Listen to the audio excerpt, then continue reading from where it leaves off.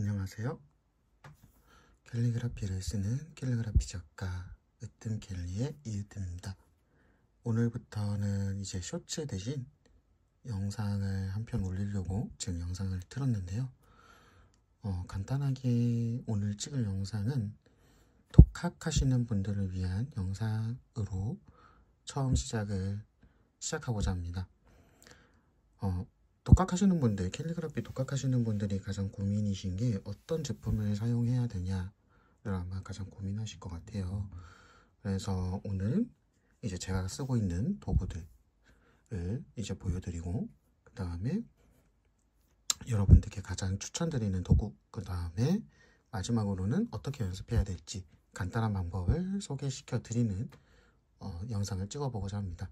사실 대본이 없이 그냥 찍는 거라서 되게 말이 왔다 갔다 할 것 같고, 다음 영상부터는 조금 더 정갈한 모습으로 찍으려고 생각 중이긴 합니다. 자, 그럼 본격적으로 일단은 시작을 해볼까요? 우선은 캘리그라피 도구 하면 가장 먼저 생각나는 거는 이런 전통 붓, 서예 붓일 겁니다. 이거는 이제 전통 붓치고는 좀 이제 작은 붓인데요. 이 정도 붓도 되게 처음에는 어려워하세요. 그래서 보통 이런 붓과 함께 사용되는 것이 이런 목물들도 사용하고 있습니다. 그러니까 저는 서령필방에서 구매한 목물인데요.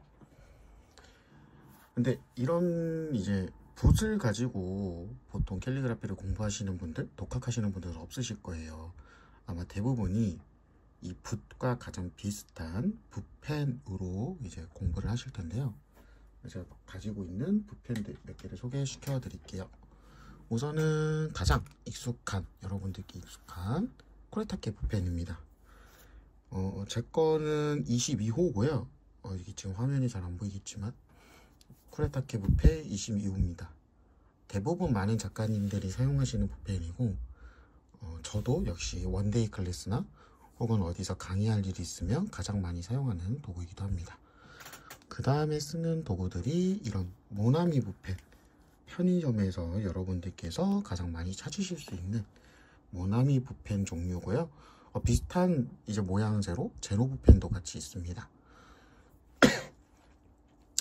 이 붓펜, 이제 쿠레타케 붓펜과 이런 모나미 붓펜의 차이점은요, 이 친구는 쿠레타케 붓펜 같은 경우는 이제 아까 봤던 전통 서예붓의 느낌의 붓 느낌이 나는데, 이 친구들은 이제 인조모가 아니라 스펀지 형식이에요. 그래서 단단한 붓모를 가지고 있다는 것이 특징입니다. 그 다음에 여러분들이 조금 특이하게 보실 수도 있는 제품들인데요. 이런 것들은 이제 얘도 역시 쿠레타케 붓펜 중에 하나인데, 이렇게 생긴 쿠레타케 붓펜이 하나 있습니다. 얘는 이제 얘도 쿠레타케 붓펜인데 스펀지 형식으로 되어 있는 약간 단단한 친구예요. 그리고 조금 더 얘네가 다 대부분 3,000원 이하 혹은 3,000원 중반대 이제 거래되는 친구들이라면, 이 친구는 이제 아카시아 신모필이라는 이름을 갖고 있는 이제 붓펜인데요. 이 친구는 4,000원 초중반대의 붓펜입니다. 그래서 현재 제가 갖고 있는 붓펜, 대표적인 붓펜의 종류는 이 정도고요. 이런 붓펜이 아니라 이런 드로잉 펜으로도 캘리그라피를 쓸 수도 있습니다.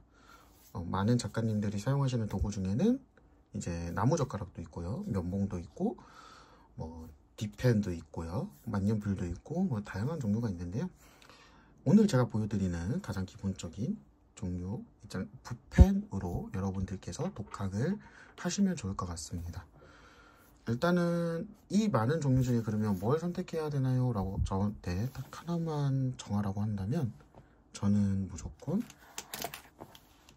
쿠레타케 붓펜 22호를 추천드릴 것 같습니다. 일단 이 친구를 추천드리는 가장 큰 이유는 제가 아까 설명할 때 말했던 것처럼 붓모가 인조모로 돼 있어서 가장 붓펜 중에서 이제 가장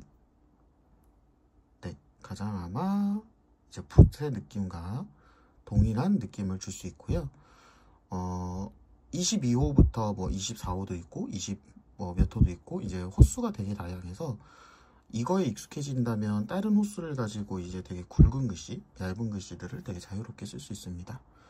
그리고 가장 좋은 점, 이 친구는 여기 이제 잘 안 보이겠지만 이 분모 부분과 카트리지 부분이 별도예요. 그래서 한 제품으로 구매를 하시되 나중에 내가 쓰다가 잉크 카트리지만 따로 구매해서 교체를 할 수 있습니다. 그래서 내가 쓰던 분 느낌, 이 모의 느낌을 그대로 이어서 쓸 수 있다는 점이 가장 좋은 점일 거예요. 다른 붓펜들은 보통 이렇게 일체형이기 때문에 한번 다 쓰면 얘를 버려야 되거든요. 혹은 얘 잉크를 찍어서 쓰거나 아까 제가 보여드렸던 것처럼 먹물을 찍어서 쓰거나, 그러면 이제 먹물을 찍게 되면 이제 얘가 분모가 조금씩 상하게 되는데, 이 친구 같은 경우는 전용 카트리지가 있어서 계속 교환해서 쓸 수 있다는 점, 그 부분이 가장 좋습니다. 자, 그러면 이제 붓펜을 이제 내가 독학으로 할 붓펜을 정했으니까 이 친구를 가지고 어떻게 연습을 해야 되냐가 중요하겠죠. 도구는 쿠레타케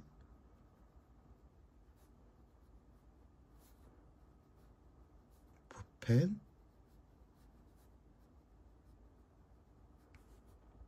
22호를 구매하시면 됩니다. 네.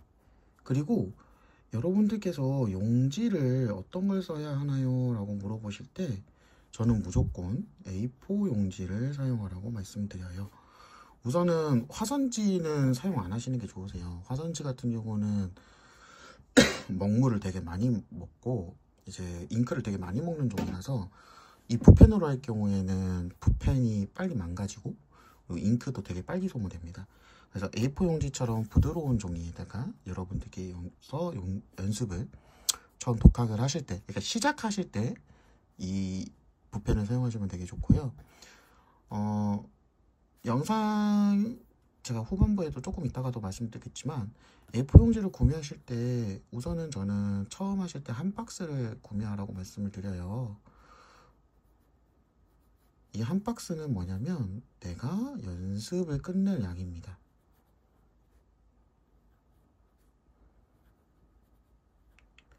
우선은 독학하시는 분들의 경우에는 여러 영상을 보시거나 뭐 제 영상을 보시겠지만 여러 영상을 보시거나 뭐 다른 작가님들의 영상도 이렇게 보시면서 공부를 하시겠지만 독학은 시간의 양이 되게 중요합니다.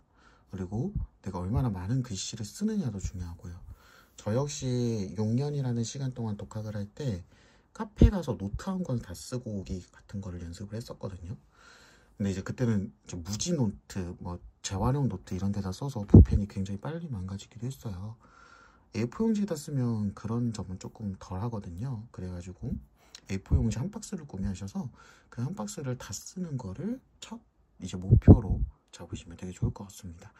앞뒤로 쓰셔도 되고요. 뭐 앞뒤로 쓰기 싫다 그러면 앞에만 쓰셔도 되고 뒷면은 다른 걸 쓰셔도 되고 뭐 그렇게 하셔도 되는데 저는 앞뒤로 다 쓰시는 거를 추천드릴게요.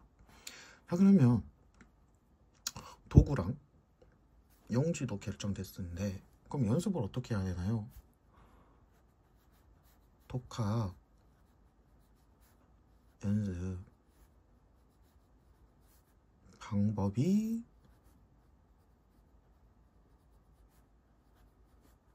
무엇인가요? 라고 저한테 물어본다면 저는 일단 두 가지 방법을 알려드릴 것 같아요. 첫 번째는 정말 단기적으로 실력 향상하는 방법이 있어요. 두 번째로는 기초부터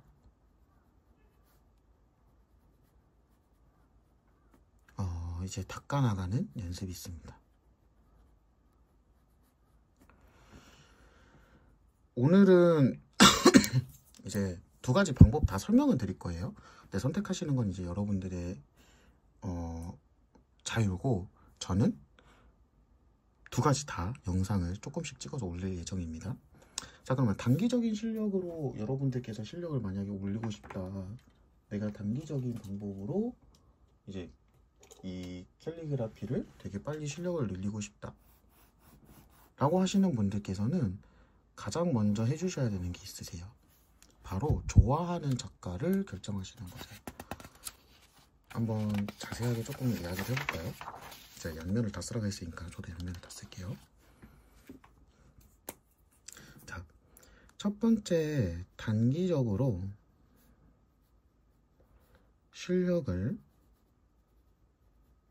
높이고 싶으신 분들이라면 가장 먼저 하셔야 될 거는 좋아하는 작가님을 결정하세요.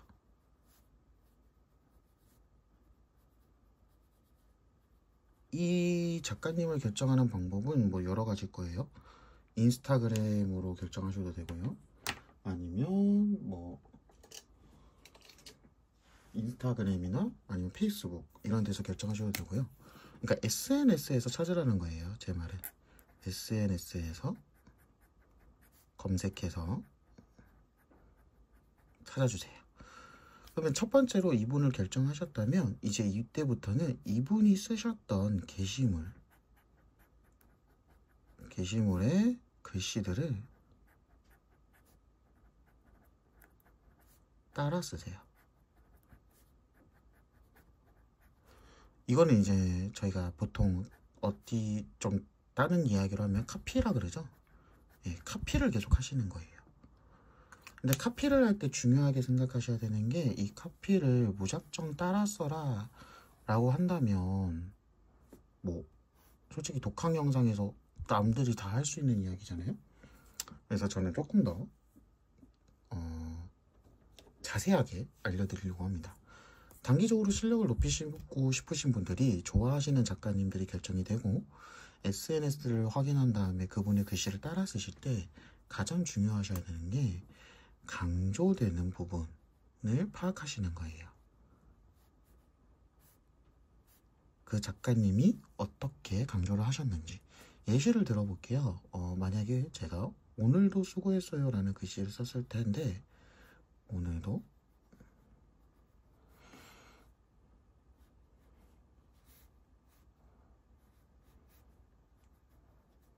그냥 수고했어로 마무리할게요.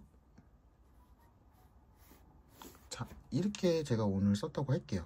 여러분들이 이 글씨를 보고 파악해야 되는 건 뭘까요? 바로 여기와 여기입니다. 길쭉길쭉하게 일반적으로 약간 부드럽게 뻗쳐있는 선들 보이시죠? 아마 여러분들이 작가님들의 글씨를 보시면 이런 것들이 보이실 텐데요. 일반적인 글씨의 크기와 다른 조금 강조되어 있는 글씨의 크기들 이런 부분들을 찾아서 똑같이 따라 쓰셔야 된다는 겁니다. 이게 일종의 포인트예요.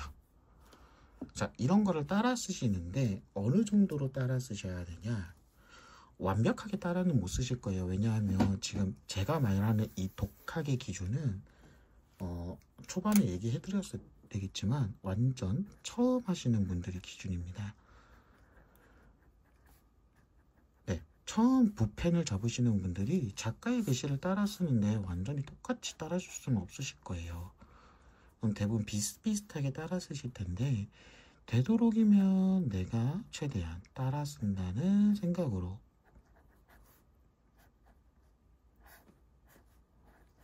글씨를 써주시는 게 좋습니다. 물론 이건 펜이 좀 달라가지고 지금 다른 느낌이에요. 이런 식으로 만약에 펜을 좀 과감하게 펜까지 다르게 써준다고 했을 때는 이렇게 다르더라도 이 작가가 표현하고자 하는 선들 이런 부분들은 이제 꼭 표현을 해주시는 것들 이게 단기적으로 실력을 높이는 데 되게 도움이 됩니다. 특히나 이 좋아하는 작가님이 결정돼서 이분의 것을 트레이싱, 카피를 하게 된다면 이 작가님과 되게 비슷한 글씨를 쓰실 수 있으실 거예요. 단점은 있어요. 분명한 단점은 존재하는데요. 이럴 경우 단점은 첫 번째로 쓰셨던 글씨만 쓰실 수 있으실 거예요. 내가 연습해봤던 구도, 연습해봤던 글씨 그런 게 이제 딱 굳어지실 겁니다. 아예. 그리고 두 번째로는 내 것이 거의 없으실 거예요. 내 것이 없다. 이게 제가 가장 좀 많이 힘들었던 부분인데요. 저 역시 단기적으로 실력을 늘리기 위해서, 그리고 그때 당시에는 좀 유명하신 작가님들이 유튜브도 많이 안 하셨던 것 같아가지고 되게 단기적으로 실력을 늘리기 위해서 구글링을 해가지고 많이 따랐었는데, 그때는 이제 저만의 글씨체가 없어가지고 되게 이제 어려워했었어요. 글씨를 연습하는 거를. 그래서 또 제가 쓰고 싶었던 글씨나 문구들을 이제 어떤 구도로 써야 할지 이런 것들이 되게 고민이 되더라고요. 근데 이거는 연습의 양이 되게 빨리 늘어나면 상관없어요. 만약 연습의 양이 이 단기적인 실력 카피 방법으로 한다고 하면 연습의 양이 높아지면 높아질수록 실력도 높아지면 높아질 겁니다. 대신에 연습의 양에 따라서 완전히 비례하는 방식이기 때문에 이 방법은 되게 시간이 오래 걸리세요. 저는 솔직히 말씀드리면 조금 추천을 더 드리는 방법은 두 번째 방법이에요. 기초부터 탄탄하게 하는 방법인데,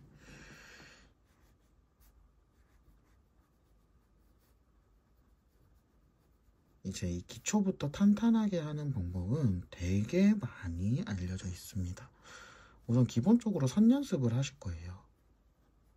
이 선연습 방법은 작가님들마다 다 달라요. 뭐 그냥 이렇게 가로선, 세로선 쭉쭉쭉 그어가지고 내가 일정한 선으로 그을 수 있냐, 뭐 이런 걸 연습하시는 분들도 있고요. 아니면 뭐 이렇게 곡선을 두고 힘을 줘야 할 부분을 주고 빼야 될 때는 빼고 이런 연습을 하시는 것도 있습니다. 뭐 네모 연습도 하시는 분들도 계시고요. 끊어지지 않게 네모를 그리거나 끊어지지 않게 달팽이 모양의 원을 그린다거나, 네, 이런 연습도 있으시고, 뭐 별 모양을 그린다거나 이런 연습을 하는 분들도 있는데요. 이 선연습을 우선 해주시는 거예요. 이 선연습 방법은 작가님들마다 되게 다양해요. 저도 이제 나가서 되게 다양한 방법으로 선연습을 최대한 하려고 하는데 지루합니다. 제가 아까 그랬죠. 아까 말했던 이 단기적인 실력을 늘릴 때는 바로 글씨를 들어가기 때문에 재밌어요. 그런데 이 기초부터 들어가는 연습은 지루하기 시작해요. 그리고 이게 끝나면 자음 모음을 써요. 이 자음 모음을 쓰는 연습은요, 어떤 식이냐면 이것도 똑같아요. 이것도 여러분들이 좋아하는 작가님을 고르셔야 돼요. 이것도 이제 작가님을 픽한 다음에 그 작가님의 이 작가의 자음, 모음을 분석하셔야 돼요. 참고로 이건 독학입니다. 독학이기 때문에 이 작가님들이 여러분들에게 재료를 주지 않아요. 즉 우리가 직접 분석하고 공부해야 되는 거예요. 그 다음에 자음과 모음을 별도로 연습을 해주시는 거예요. 기역, 니은, 디귿, 리을 이렇게 쭉쭉쭉쭉 연습을 해주시고 아, 야, 야 이런 식으로 쭉쭉쭉쭉 연습을 해주시는 거예요. 이 연습을 어느 정도냐? 매일 하시는 겁니다. 매일. 이 선연습부터 자음호 연습까지 매일 해주시는 거예요. 몇 시간씩 시간을 정해놓고 해주시는 게 제일 좋은데, 저는 기본적으로 30분을 넘어갈 필요는 없다고 생각해요. 네. 그러니까 기초 연습 30분, 하루에 30분 투자하는 게 되게 쉽네? 라고 하실 수도 있겠지만 여러분들 생각보다 어렵습니다. 이 기초부터 탄탄하게 하기 위해서는 선연습과 자음 모음만 연습을 해주셔야 돼요. 즉 이것만 매일같이 30분씩 하되 한 달이라는 시간 동안 해주셔야 돼요. 즉 한 달이라는 시간 동안 글씨는 쓰시면 안 됩니다. 저희 집 고양이가 오네요. 조용. 형아 영상 찍어요. 네. 자, 그래서 한 달 동안 글씨를 쓰시지 않으시고 기초 연습, 선 연습, 자음 모음 연습, 여러분들이 작가를 분석했던 그 자음 모음 연습들을 해주시면 아마 여러분들이 그 작가의 글씨를 보지 않더라도 글씨를 쓰실 수 있을 정도가 될 거예요. 그 다음에 이 기초부터 탄탄하신 분들은 이 한 달이라는 시간 동안 기초 연습을 하신다면 그 다음에는 여러분들께서 아까 저희 단기적인 실력을 할 때 게시물의 글씨를 따라하라고 그랬잖아요. 그 다음에 이제 한 달 이후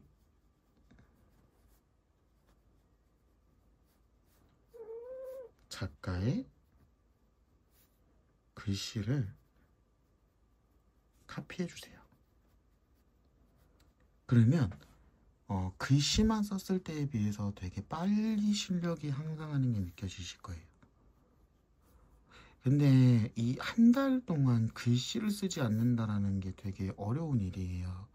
제가 기초가 부족하고 독학을 하다가 기초가 부족해서 다시 그 기초를 잡는데 전 선연습 같은 것도 안 했었거든요. 뭐 이게 선연습 이렇게 뭐 굵게도 하고 얇게도 하고 뭐 점점점점점도 해보고 톡톡톡 치는 것도 해보고 이런 걸 안 했었어요.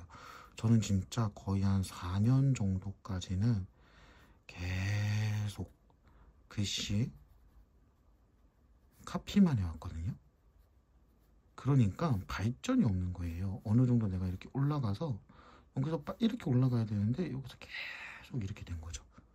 그래서 저는 이거를 다시 되돌려 가지고 기초 연습하는 게 되게 어려웠어요. 그때 깨달았던 게 아까 제가 말했던 것처럼 선 연습을 한 달 정도, 그리고 자음 모음을 내가 원하는 자음 모음을 한 달 정도 연습한다는 거는 되게 빠른 여러분들에게 발전의 기둥이 되어줄 겁니다. 밑받침이. 그래서 작가의 글씨를 그때부터 카피하기 시작하시면 조금 더 쉬워지실 거예요. 난이도는 쉬워지실 거고 조금 더 잘 따라하는 이제 상황이 일어날 겁니다. 그럼 이제 그때부터 여러분들이 무엇을 병행하셔야 되냐, 이게 이어진 다음에 여러분들이 꼭 병행하셔야 하는 작업이 있어야 됩니다. 뭐냐면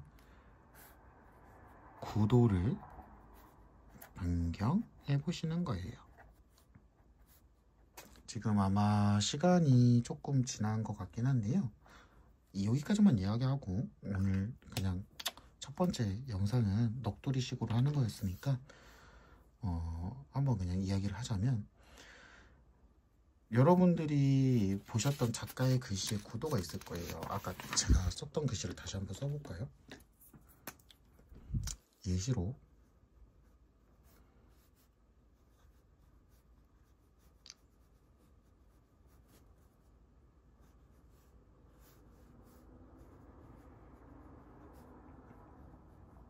아까 제가 오늘도 수고했어를 적었잖아요. 자, 만약에 여러분들이 이 작가의 글씨를 계속 따라 쓰고 있었다. 그러면 이거를 구도를 변경한다는 거는 레이아웃을 변경하는 거예요. 그럼 얘는 크게 레이아웃이 어떻게 될까요? 이 오늘도라는 글씨와 수고했어라는 글씨가 다르겠죠.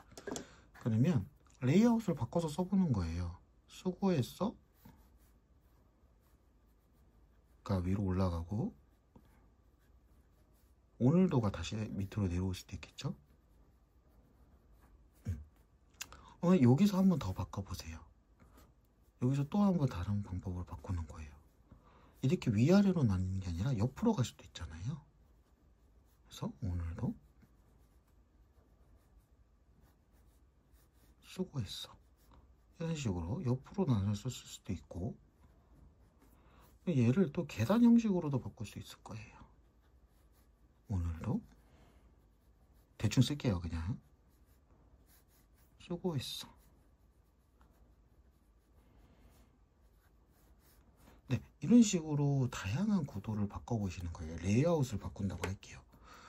이런 식으로 레이아웃을 바꾸는 연습을 같이 해주셔야 됩니다.